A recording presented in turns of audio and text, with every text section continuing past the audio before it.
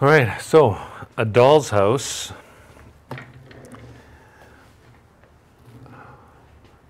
Did you expect the ending?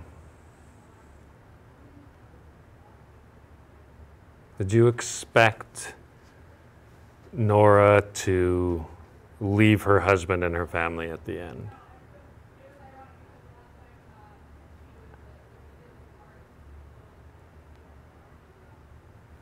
So, obviously, you didn't expect that at the beginning of the play.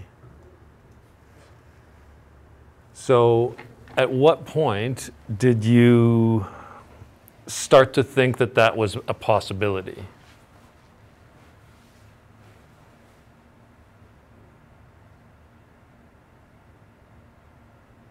What do you think, Jules?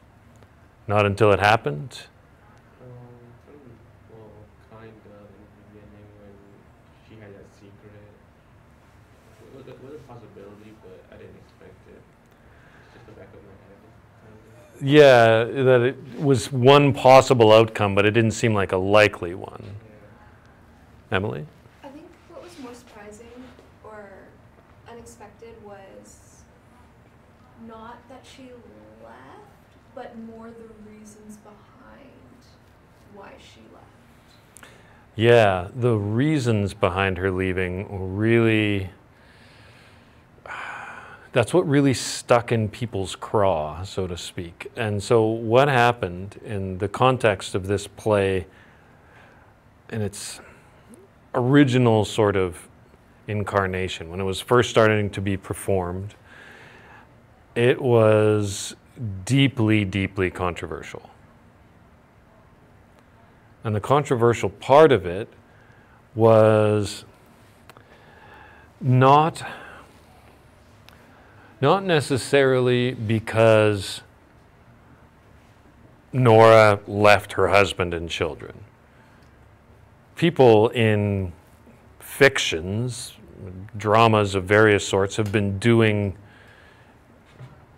all kinds of things that are distasteful or uncomfortable or downright awful for literally thousands of years, right? So there's something different about this, though.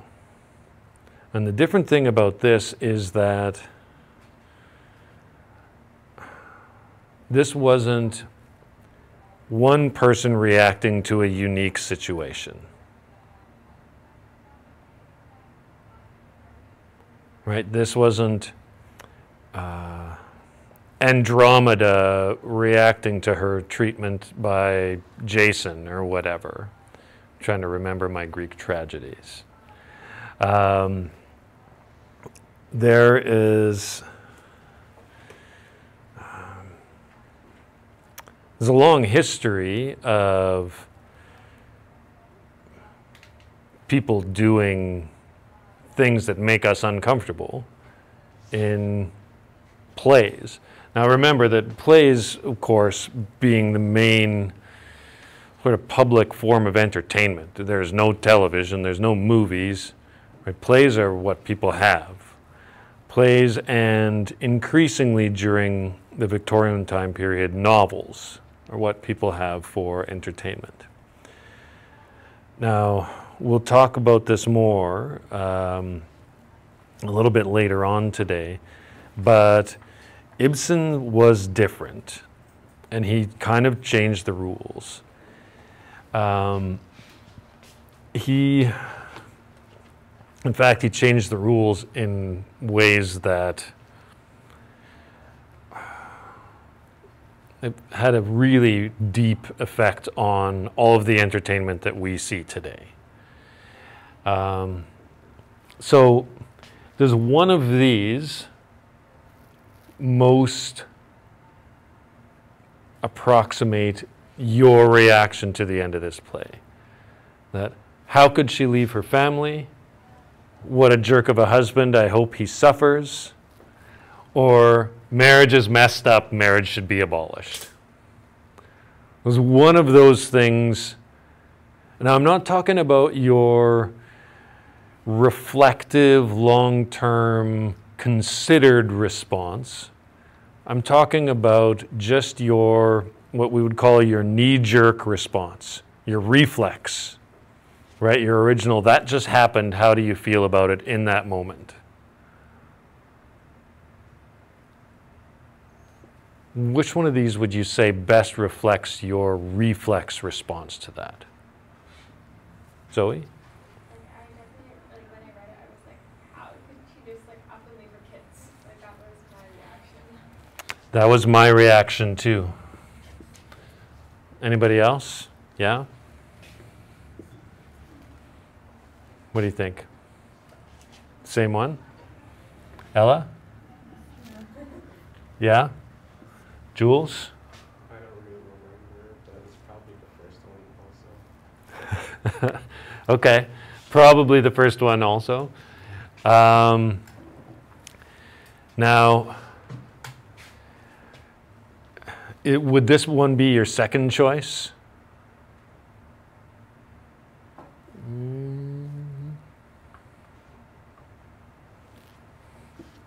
What about this one?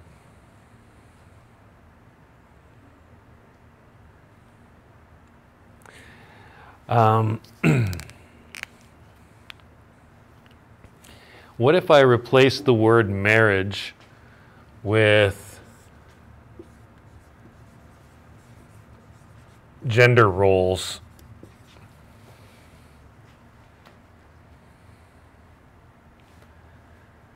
Does that make it a valid way to assess this play? If we're looking at, we have clearly defined gender roles in this play. And can we say that Ibsen is asking us to think about them at best? He's at least asking us to think about those.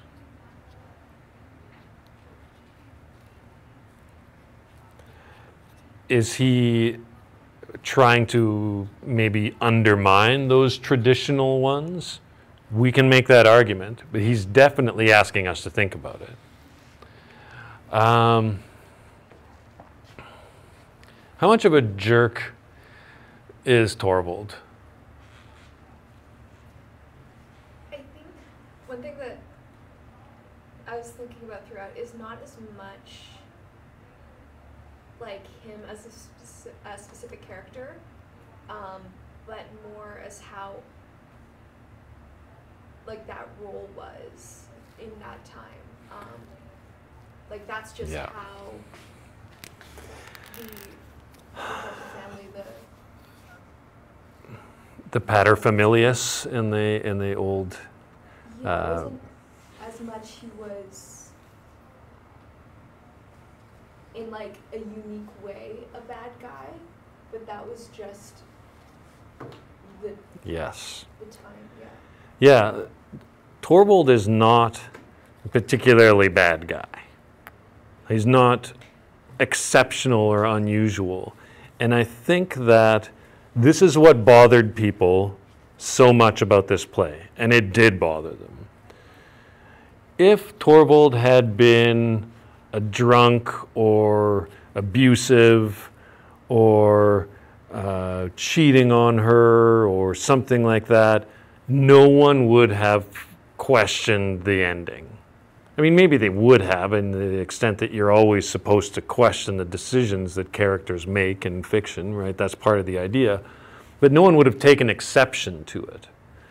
But the fact that he's sort of acting the way that he's supposed to act, being the way that he's been taught to be, and that in itself is the problem, right?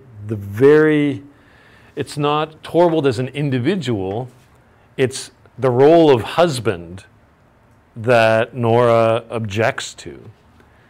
And boy, that is a lot. That's why this is such a big deal. That's why what made it so controversial. We're not talking about an individual reacting to an individual situation. We're talking about an individual rejecting the traditional roles. her own and her husband's. And that is a lot more, can I say powerful? Important, probably. Important is a good way to say it. Now, not having been alive before the Victorian era, neither you nor I can really appreciate how groundbreaking this was. I possibly have a little bit more experience in knowing what the pre-Ibsen drama would have looked like. And I can't appreciate it as its original audience any more than you can. But let me sort of give you this thought to ponder. It is possible to say with a high degree of accuracy that before Ibsen and his time, he's maybe not the very first, but probably the most important. Before his time, the drama that existed did not concern bankers and their wives.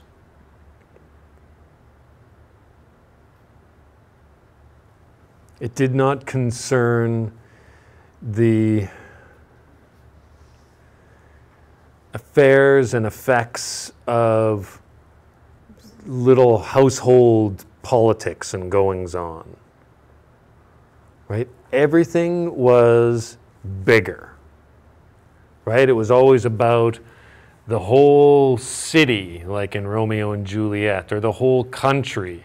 It involved princes and dukes and generals and important people, mythological figures, right?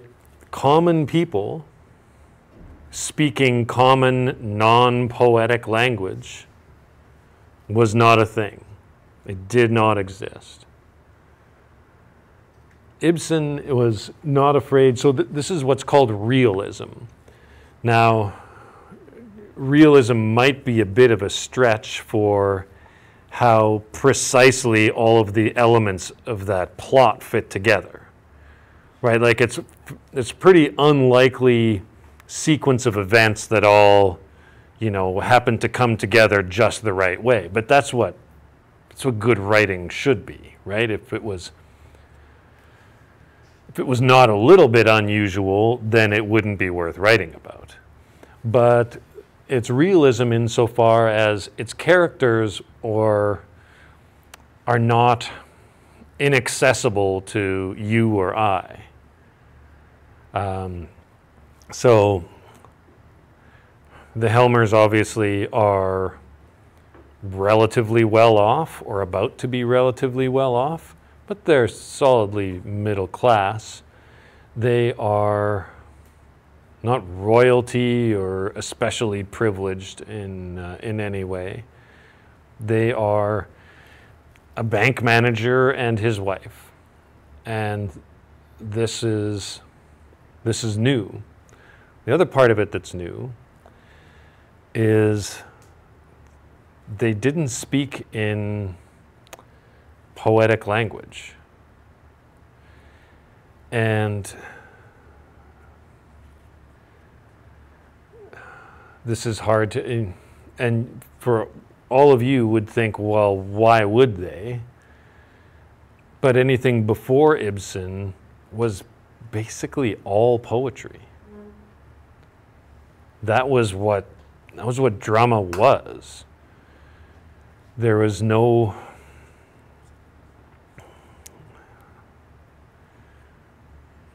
the language of Shakespeare, for example, the language that characters speak in Shakespeare's plays, it's not the same way that your average, farmer and dock worker and so on spoke, right? Like that's not how regular people talked. It would have been easier for probably regular people to understand Shakespeare 400 years ago than it is for us now. But still, regular people didn't talk in terms of references to Hecate and you know, mythological allusions and things like that. Like that's not the way that people talk. And it was always thought that you needed to write this way as a playwright. And there's a long tradition in a lot of different areas of writing for your peers, writing for the elite instead of writing for the common people. Why would you write for the common people? And this is a function of writing, and particularly fiction sort of writing has always been the sort of thing that can only take place in the leisure time of people who have leisure time and who have the education to use that leisure time to write fancy things. And so that's a very small group of people. So that historically has been very privileged men who have the time and the education to write things. And so these very privileged men are writing things to impress each other privileged, highly educated men. They're not writing them to impress the common folk of the world, because why would you stoop to that level? The common folk don't have anything that you need. Right? You're not writing to make a bestseller, because if you're writing at all, you don't need a bestseller. You've already got the money. Right? And so it's a very different approach. Now, if I was to write a play, I would be, maybe a play is a bad example. If I was to write a screenplay, which is really the same thing, if I was to write a screenplay now, I would want to write it to be accessible to the greatest number of people. I wouldn't be talking in my usual Mr. Grunerud obscure language. I would be trying to write it so it would be enjoyable and understandable by the greatest number of people, because that's how I would make money. And that was not the case in prior times.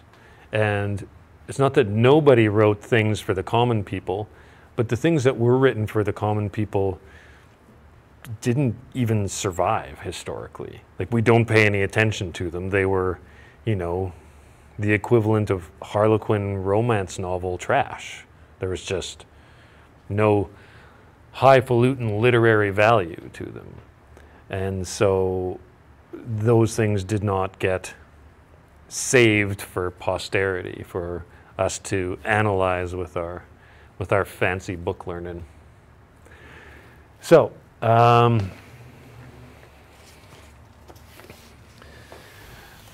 that is a bit of context on Ibsen. But yes, Torvald not being a particularly bad guy is maybe the most important part of the play. So we all would have found it, we would have found this part easier to deal with sort of emotionally in our original response.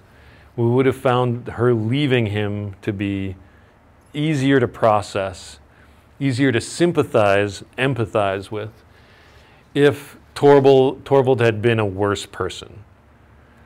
And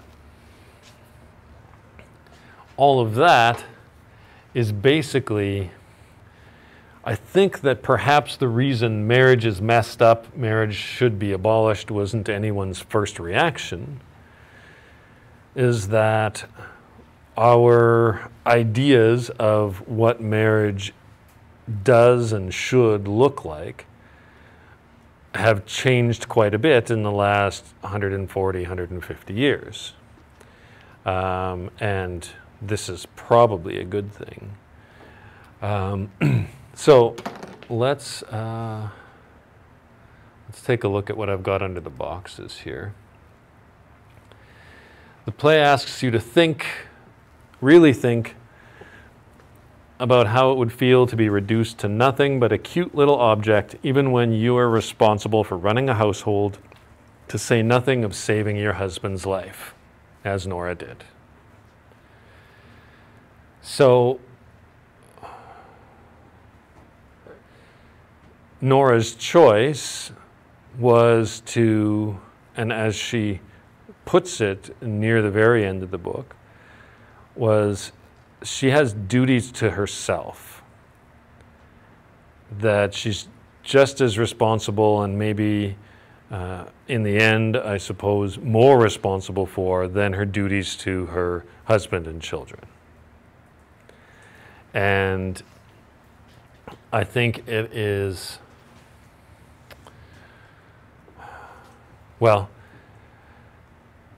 the comparison is drawn clearly between Torvald and Nora's father, right? How she just kind of replaced one father with another one who would play with her for his own amusement and act condescendingly towards her.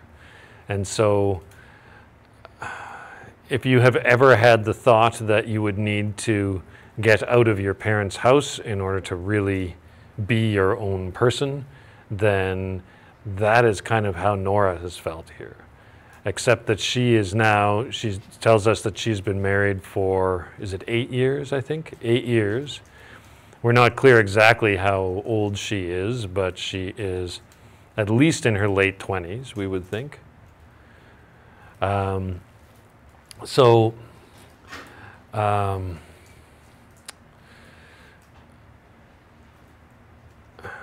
Imagine never having had the opportunity to be your own person and have a serious conversation and all of that into your late 20s. And that's kind of what she needs to free herself from. So Emily has nicely anticipated what I have under the jerk of a husband column. This play asks you to think, again, really think, about how whether Torvald could act differently when society has conditioned him to treat women as overgrown children. And the more that you interact with literature of a certain period, the more that you'll kind of get familiar with that condescension, I guess, that male condescension. Now, I should point out here that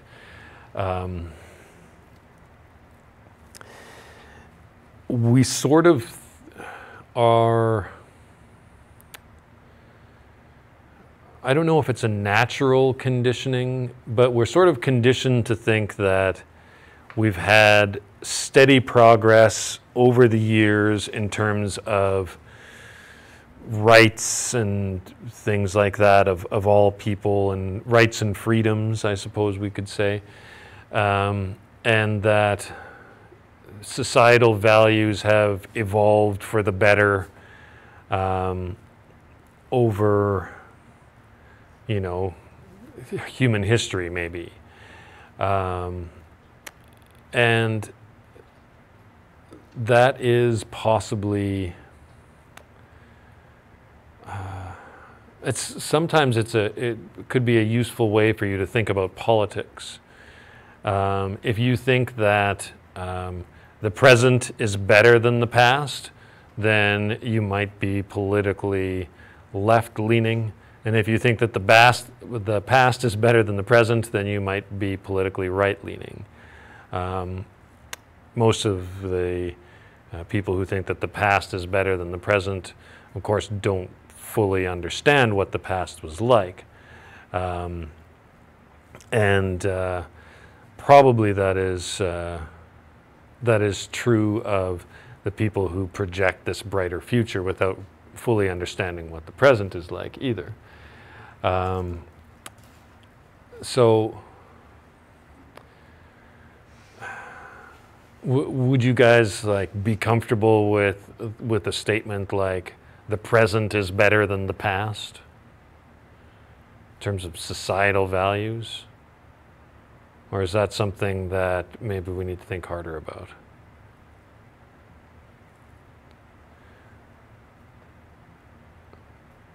Am I asking too broad a question for a specific answer?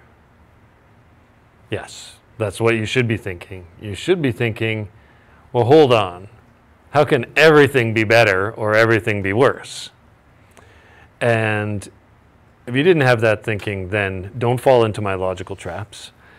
So everything can't be better or worse by default. And it's silly to think that something is better because it was in the past or is worse because it was in the past.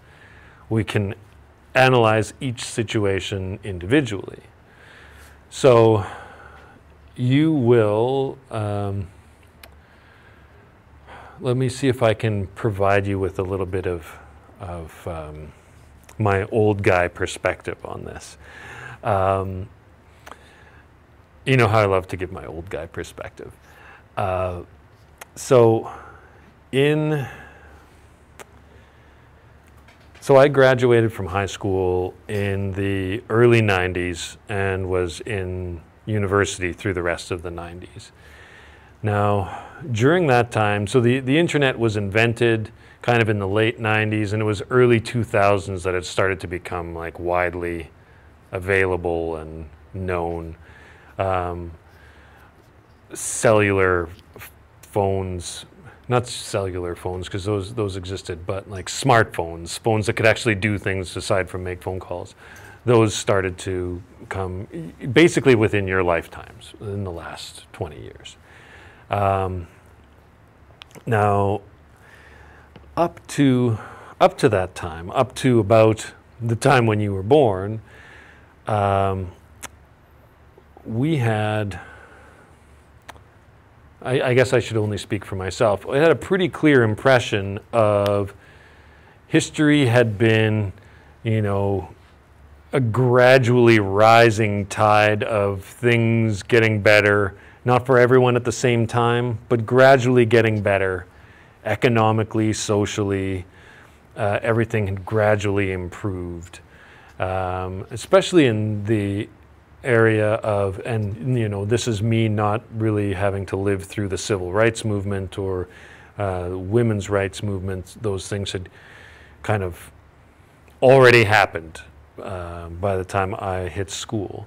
And so the 90s are, I wonder if someday they'll be looked back on as, this was the time when we had it best. This is when everyone was the happiest overall. The world was at its most peaceful. Everything, like everybody thought, and again, I'm saying everybody, I really mean my personal impression, but I feel like this was widely shared. Everyone thought that things were just going to keep getting better. We really thought that. Everything was going to keep getting better because it was inevitable. That's what progress meant, right? And that's, with enough time, things were just going to keep getting better, and we're all going to be living in some sort of perfect utopia, you know, 100 years down the road, and or we'd pickle our brains in jars and live forever, and that sort of thing. Maybe that part, last part, was just me, but there was this gradual, this vague impression of the inevitability of progress. I don't think that so many people think that anymore. But there was, I guess the internet has changed things. I know we've talked about this, but the internet has sort of changed society in a really big way in the last 20 years or so.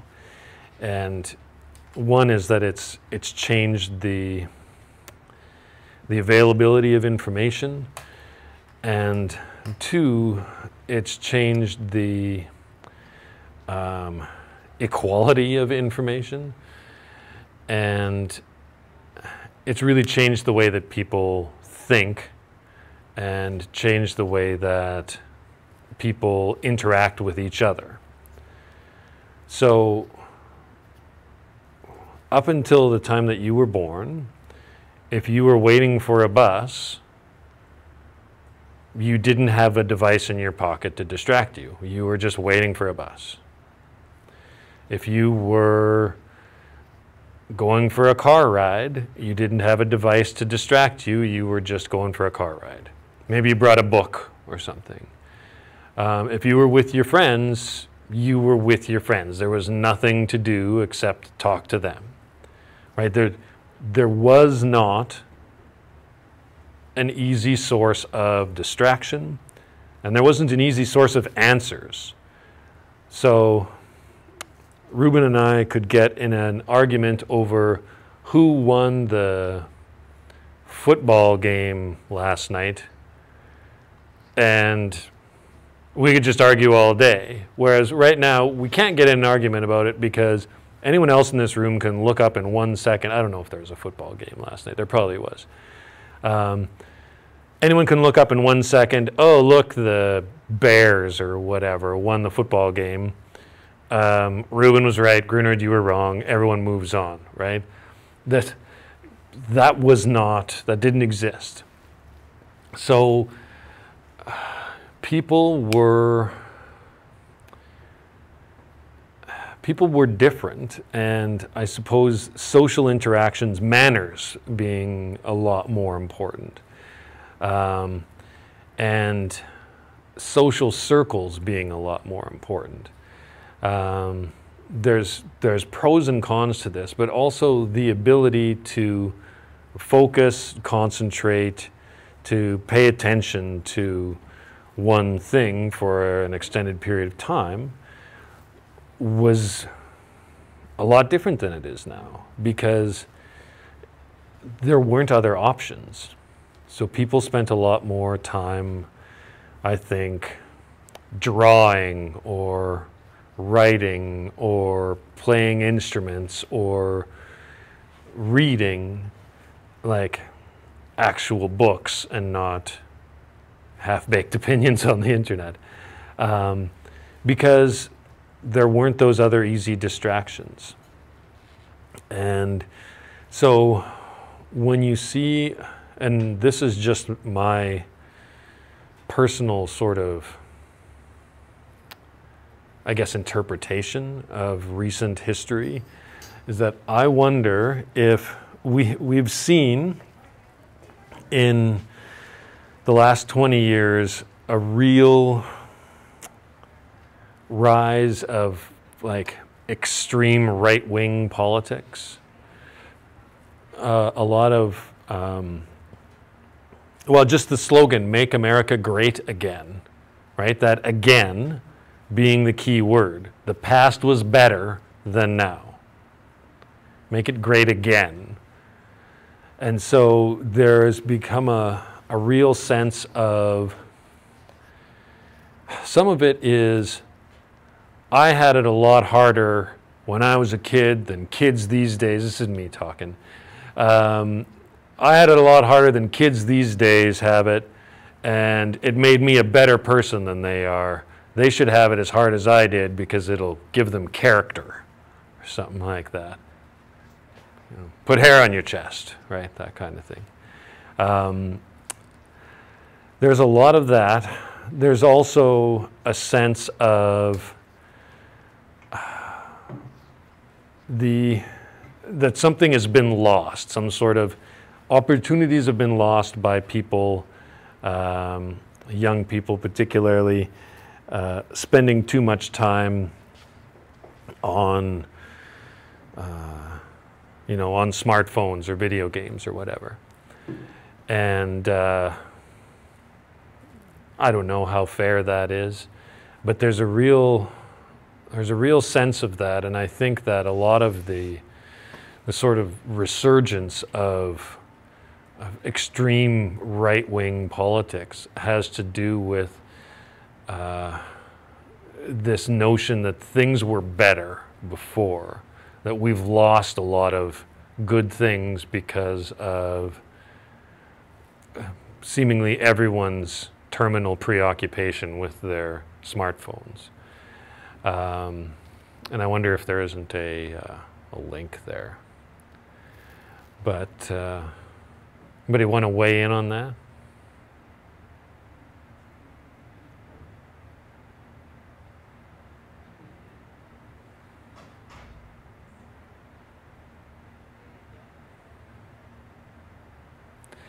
It's pretty tough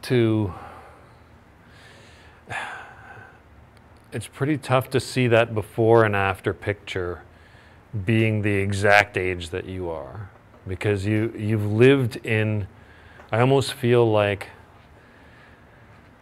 there are two worlds, the world before you guys and the world after you guys, and you guys can only know the one, and it seems like it's fundamentally different than before. Now, this isn't to say that my world was exactly the same as my grandparents' world, but I think that, you know, we had better cars and color TVs, but fundamentally, people still behaved the same way, and they don't really anymore. I'm not entirely sure that this is a bad thing at all, but a lot of people do think that it's a bad thing. So, something for you to sort of keep in mind. I think it helps a lot to understand the politics of the day, to keep that sort of perspective in mind. Okay, the marriage business.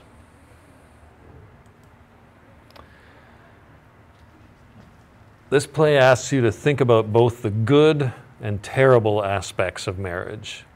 Christine and Nils, that's Mrs. Lind and Mr. Krogstad, end the play finding happiness and security and hope in each other's arms. And then there are the Helmers.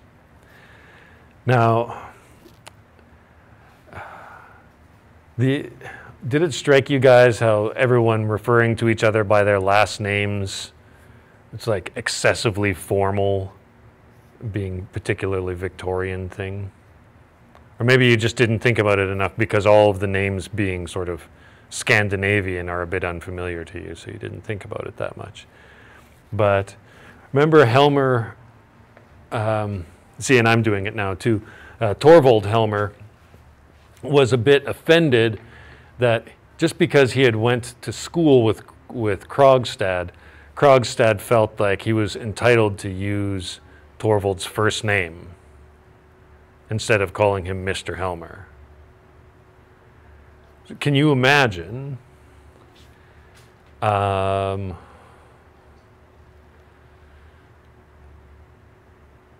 I don't know, 5 years from now, you run into each other on the street, and Emily, you are offended that Zoe wants to call you Emily, and you know, and she's offended that you want to call her Zoe and not, you know, Miss Penner, and yeah, it's ridiculous, right? Like, we can't even conceive of such a thing. In fact, teachers are one of the only people who still use the Mr. that and Mrs. that, sort of, that almost no one else does. And it's, and I can tell you this, and this part was, this isn't recent, it's just as weird for me as it is for you guys, that I never referred to, maybe my friends' parents I would have called, like, you know, Mr. Wisniak and Mrs. Abetkoff and things like that. But even only to their faces when they weren't around, I called them Ron or Pat or whatever. But it takes a long time for teachers, I think, new teachers, to get used to being called Mr. Grunerud or, you know, Miss Turnley or whatever, because nobody talks like that. Yeah. Like, it was strange for, like, applying for the, like, University of Winnipeg for this course, choosing certain things, and like you had to choose like a certain thing, whatever. So mine was A title? Miss. Yeah. And it's weird that it says that because I've never been referred to that like before. It's just Yeah. it's like, why do I have a title sort of thing? It's It's not what we're used to. yeah. And is that something that's lost? Yeah, mostly I would say that it is, with the exception of teachers. But is that a bad thing? I'm not sure. Ruben? In my old school, back in Ecuador, they used like Mr. for the students as well. Yeah. Do any of your teachers do that? Refer to you as Mr. So-and-so, Miss So-and-so? Is it like first name or last name? Last name. Last name. Zoe? Not teachers, but like when I was younger, like I don't know, like until like I was 7, like my family would refer to me as Miss So for fun, like as a nickname. So like, Okay. That's but it's different. that's more of a cute thing than a like formal thing, right? Yeah. And so I think I'm not sure when that aspect of manners, I guess, or politeness. I'm not sure when exactly that disappeared or when that faded away, but it's certainly just as weird for me as for you guys. And like my dad, I don't think has ever been called Mr. Grunerud in his life. You know, he's a mechanic. Nobody ever called him Mr. Grunerud. He's, you know, and he never was upset that they didn't. It was just like, so it's probably weird to him that I am, I guess. But I did get, when I was in school, I did get a lot of what Ruben had. It wasn't across the board, but it was quite common that teachers would call you by your last name. And I think of my my physics teacher in grade 11 and grade 12. He didn't call me Mister, though. It was just all the time. He always looked like he was just seconds away from like bursting a blood vessel in his head, and just like so tense all the time. But I think that was mostly his attempt to I don't know if bully's the right word. Probably it is. But it was a bit more, even in the non-bullying situations, it was a bit more usual for students even to call teachers by their last names. But I wouldn't say it was 50-50, but it was common enough that we didn't think much of it. But I don't think that I've heard since I've been here a student called by, you know, Miss Reimer or anything like that. So I don't even remember how I got started on that. Emily? I was just gonna say, kind of like the idea that with more about the roles and the titles, like people were their titles. Like, kind of one thing that I thought about is like the books, like the Berenstain Bears.